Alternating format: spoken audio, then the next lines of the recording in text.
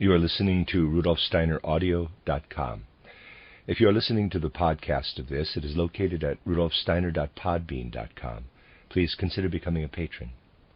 As well, there are two publishing houses, steinerbooks.org in America and rudolfsteinerpress.com in England, which are the sole publishers of Steiner into English and have given me permission to do these recordings.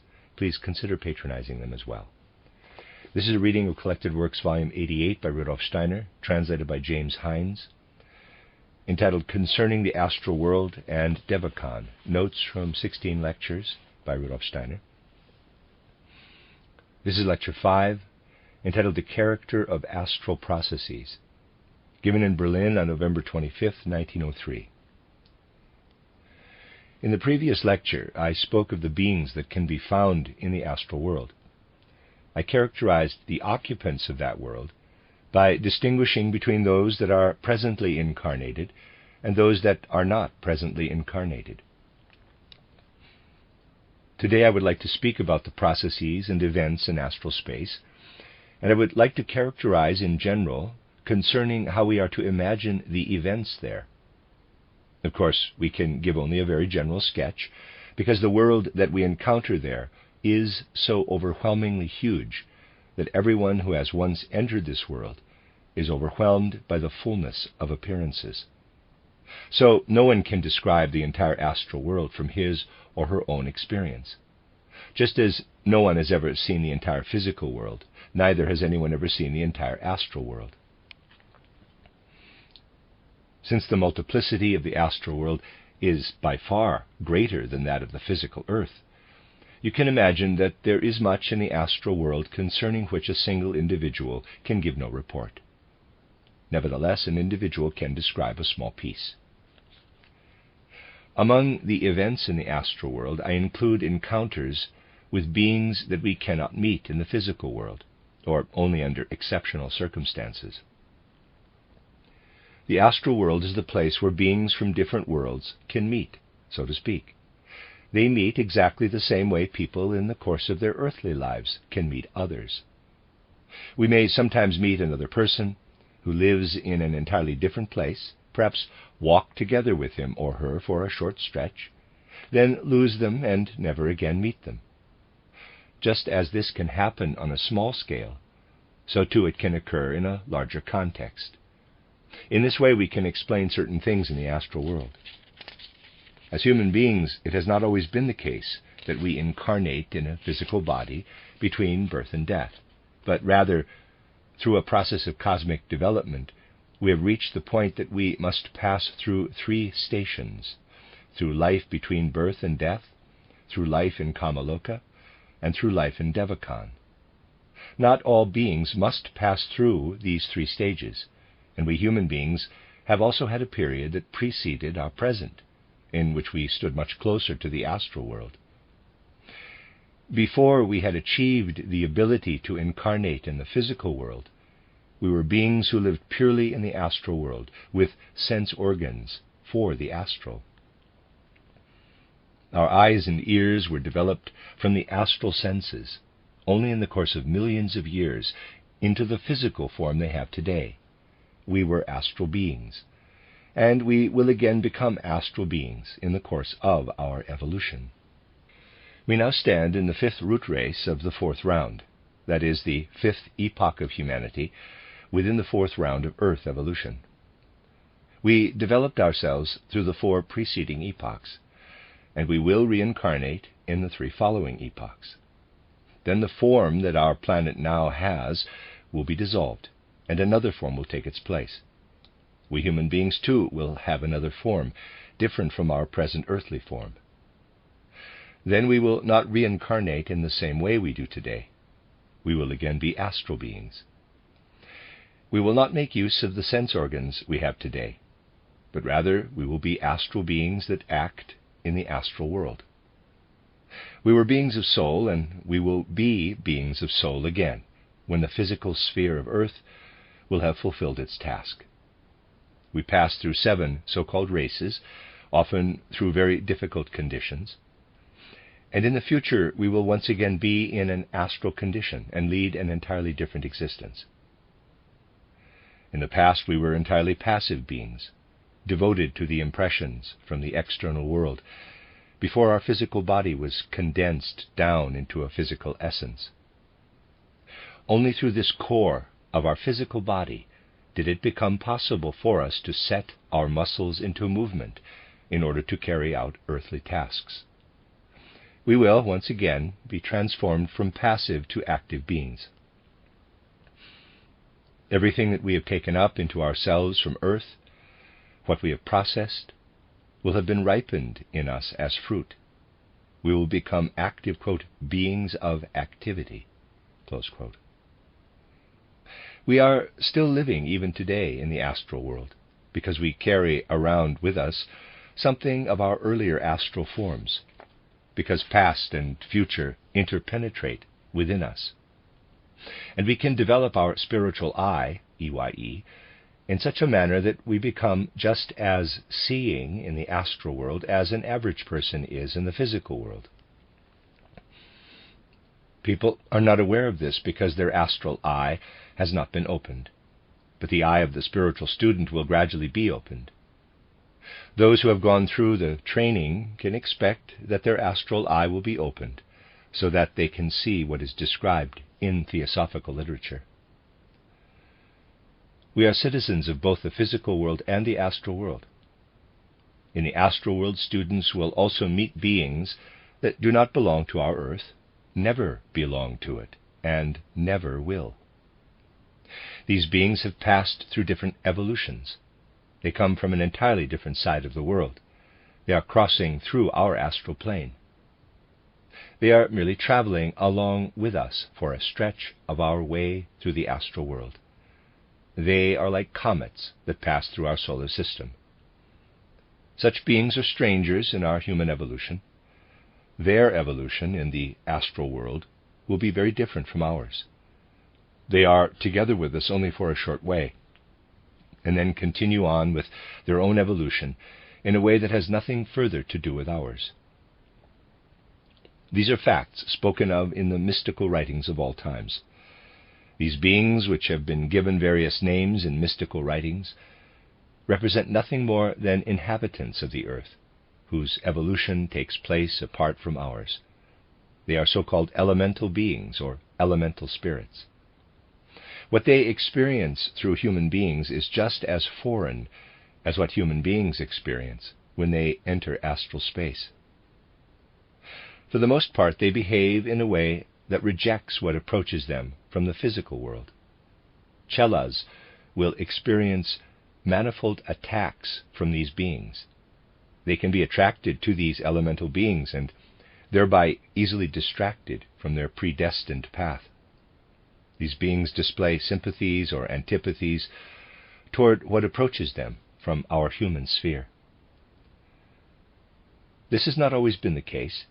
In earlier times, they were not as negative toward physical human beings. Now, however, they have a great antipathy toward everything coming from the physical world. These phenomena from the astral world have indeed often been described in pictures. People regard much of it as mere folk superstition, and do not know that there are truths at the foundation of the old writings. In the Middle Ages, these beings, which never have had a physical existence, were called gnomes, undines, sylphs, and salamanders. It is naturally easy to speak of these things, but only those who can distinguish between superstition and truth are speaking responsibly about such things. Superstition appears on various levels. There is not just one single kind of superstition that can afflict us when we believe in any particular appearance that is not really present. Indeed, superstition can also be present in the greatest scholars, even in those who believe they have researched nature from every angle. Faith in matter can also be a superstition. Students must have reached the second stage of vision, spiritual vision, in order to distinguish between physical reality and illusion. Then they also learn to recognize what in the literature concerning elemental beings is grounded in reality and what is mere fantasy. elemental beings do not necessarily present themselves as particularly highly developed beings. They do not pass through birth and death as human beings do. Only a very few have undergone anything like a human evolution, and most of them are not headed toward an evolution like that. Many come from other planets, similar to comets, and disappear again and continue their existence elsewhere. What these beings achieve is not without its influence on human beings. Much of what occurs in the human astral body can be traced back to the effects of these beings. Such processes that unfold in the human astral body are explainable only to someone who can see in astral space. On the astral plane, there are also such beings as stand higher than human beings. Religions that know something about esotericism speak of such higher beings. The Hindu religion, for example, speaks of devas. Also in the Christian religion, such beings are spoken of. In Christianity, this knowledge was gradually lost, but there are still some circles of people who know of these beings. Devas take on a certain, quote, bodily nature, close quote. Just as we take our physical body from the substance of nature, and just as our physical body is the lowest body possible for us, so the lowest body for the Kama Devas is the astral. It is composed of astral matter, which is appropriate to their evolutionary stage. Other Devas are called Rupa Devas. They live in Devakan, which we pass through between death and a new birth. The material of Rupa Devas is the mental body, that of the Arupa Devas, the causal body. The causal body is concerned with what draws us from incarnation to incarnation. Physical matter is what passes away, flies away. The corpse is given back to the earth, to the chemical and physical forces of the earth. Even the astral body and the lower mental body are dissolved after death. There remains only one soul in us, which returns again and again to a new incarnation, so that evolution reaches its goal in order then to begin a new development. This one soul is woven from the matter of the causal body, in which we can have retrospective memories of previous lives, and therein recognize all our evolution. Those who know this realize that Buddha did not give a mere picture when he said, quote, I remember earlier lives. I remember how I was born here or there, how I helped, had children. I remember the creation of worlds and the passing away of the worlds I have passed through, close quote, and so forth. This was spoken by this highly evolved individuality who has already achieved the development that human beings will arrive at only in the 6th round. In the 6th round, we will have a purely spiritual existence. Buddha has already developed to that stage. He achieved the ability to see higher conditions. Ordinary people will have achieved this only later. One day we will all see our previous conditions of evolution pass before us. This is a result of the fact that something always remains, namely the finest materiality of the causal body. And the higher kinds of devas, the Arupa Devas, are formed of this materiality. These are the 3 kinds of devas we can meet in the astral world: Kama Devas, Rupa Devas, and Arupa Devas. We first meet those that consist of astral matter, but the other devas have the ability to spin astral matter around themselves, so that they can be seen by astral seers. By means of moving around freely in astral space, human beings can come into contact with devas, and an exchange of thoughts can occur. The development to higher knowledge, the evolution to become an adept, a master, consists in this: achieving what is spoken of in individual occult writings. Quote, the adept makes himself or herself of service to the gods. Close quote. Adepts gradually reach the point when they can work in these higher worlds, and among those who help them with their deeds are beings that are not merely human beings, but also such beings that never step into our earthly sphere. The intelligence of many devas is, however, lower than the wisdom of Buddha. Their sacrificial love and wisdom-filled creative power is not as great as his. Human beings can come to possess such a degree of this power that they tower above most of these devas that we meet. Then they make themselves useful. Much of what happens occurs because these adepts have as their helpers deva beings who never come into our physical spheres. Until the 15th century, people knew about these things. But in the 14th century and at the beginning of the 15th, they lost any sense for the messages from the devas. Nothing more was said about these things in the 15th, 16th, 17th, 18th, and 19th centuries. No one had any knowledge of these things, except in extremely small, intimate circles. This was the time when the power of the understanding was developed. It is possible today to once again lecture concerning these truths, at least in part, that are related to the devas, concerning whom absolute silence ruled for centuries. But now it is possible to speak because spiritual events that are enormous and full of significance are coming toward the present state of human evolution, and because human beings must be equipped to face these events. The next thing that will happen very soon can be characterized by saying that human beings will behold the background of good and evil to an entirely different extent. They will look deeply into the threads woven by the powers.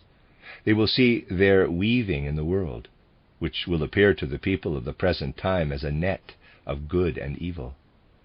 This truth will be knowledge of endless significance. And now there is the possibility of acquiring this knowledge of good and evil. These are enormous things that have just been spoken of. But there are still other things that take place in the astral world. I will now relate some of them for you. Human beings must become aware that at every moment of their lives, they also live in astral space. Just as physical facts can be seen with physical eyes, so too it is possible to see in astral space. For example, it can be seen that a wish that arises within you streams outward like a cloud. Every thought that is a wish goes forth from you like a force and streams into the astral world. Some thoughts are shaped like lightning, others like a fine cloud formation. What is like a force in your thoughts is fashioned into arrows or into beneficial thought clouds. Rays and star formations are also formed. Everything takes on gestalt and form the further it gets away from us. Everything has a protean-like nature. Everything changes its gestalt and color. It is possible to recognize what kind of thought a human being sends out into the world from its color and shape. If you send out a thought filled with anger, it goes out from you like a ray of lightning through the air to the astral body of the other person. This can be seen. Whether the thought moves quickly through the room is determined by the intensity of the wish, and the color in which it appears depends upon the character of the wish. Angry thoughts that rage appear brown-red to blood-red. Thoughts with a quiet, contemplative character, filled with goodwill, appear with an intensive blue to violet coloring. Sharp-witted, incisive, logical thoughts you can see as yellow star formations that spin into one another. Chelas learn to consciously call forth such thought forms in astral space by learning the laws of the astral and mental worlds. Those who are chelas know full well how the thoughts they send out into the astral world continue to work. This is what chela development consists of, becoming ever more and more conscious of this fact, and sending out only thoughts for the benefit of humankind. This is one of the deep truths that Theosophy leads people to see. The happenings in astral space are happenings that surround us all the time. They are occurring in our environment all the time. They are higher facts than those of our physical world. In the time between death and a new birth, the human being passes through these higher worlds. Chelas can enter these regions consciously before they experience death. The development of human beings in Kamaloka, what awaits human beings when they cross over the threshold at death, will be a topic of a separate lecture. Today I wanted only to touch on these things that are not connected with this special character. I have omitted everything that can be discussed in connection with Kamaloka and Devachan, which you will hear about in the 6th and last lecture of this series. I have shown you that human beings are descended from higher worlds, and that they will again go into higher worlds. There is much that occurs here that has its origin in a higher world. The instruction a Chela receives also takes place in a higher world. A Chela may receive instruction in the physical world, but that is not the most important instruction. The instruction received in higher spheres is more important. There are proceedings with human beings in the higher spheres of which people in ordinary life are not conscious. Human beings with their ordinary power of understanding can know something of this only if the knowledge is brought to them. One way to see into higher worlds is to receive reports concerning that world. It is not unnecessary first to receive reports of these higher worlds. What has been reported sinks down into the spiritual part of people, and will in any case become alive in them in future life. That which is sowed as seed today will produce fruit in the future. This was a statement of Paul, the Christian initiate, quote, "God is not mocked, for whatever a man sows, that will he also reap," close quote. And that is the end of Lecture 5.